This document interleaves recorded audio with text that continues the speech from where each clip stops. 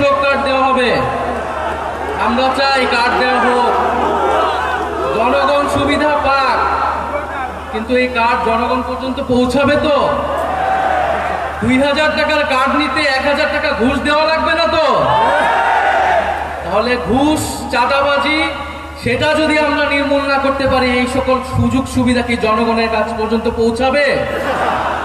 একদিকে বলা হচ্ছে কার্ড দিবে, আরেকদিকে ঋণ খেলাপিদেরকে সংসদে নিয়ে যাওয়ার চেষ্টা করা হচ্ছে, নির্বাচন কমিশনকে ব্যবহার করা হচ্ছে, আদালতকে চাপ প্রয়োগ করা হচ্ছে। ফলে কেমন দ্বিচারিতা! যদি প্রকৃতপক্ষে জনগণকে সুবিধা দেওয়ার নিয়ত থাকে, তাহলে কেউ ঋণ খেলাপিকে নমিনেশন দিতে পারে না।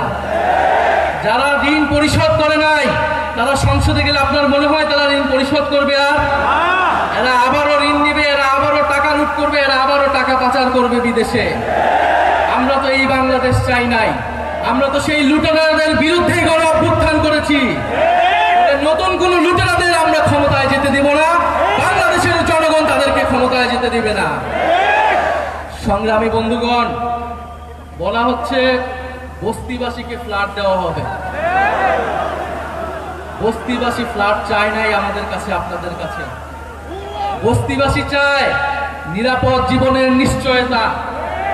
বস্তিবাসী চায় মর্যাদাপূর্ণ কর্মসংস্থান।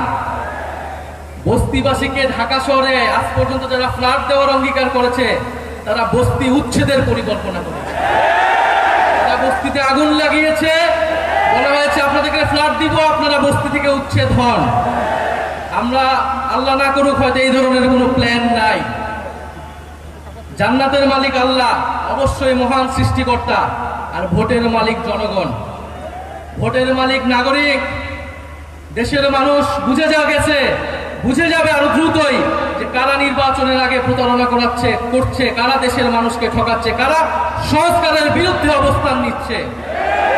প্রিয় সংগ্রামী বন্ধুগণ, 12ই ফেব্রুয়ারি 10 দলীয় নির্বাচনী ঐক্যের যার যেখানে মার্কা রয়েছে, এই ঢাকা 15 আসনে দাঁড়িপাল্লা, অন্যান্য আসনে শাপলাকলি, রিক্সা সহ 10 দলীয় জোটের যে মার্কাগুলো রয়েছে, আপনারা তাদেরকে জয়ী করবেন, তাদের সাথে থাকবেন। আমরা ঐক্যবদ্ধভাবে বৈষম্যের বিরুদ্ধে, দুর্নীতির বিরুদ্ধে আর ইনসাফের পক্ষে আমরা নতুন বাংলাদেশ গড়ে তুলব।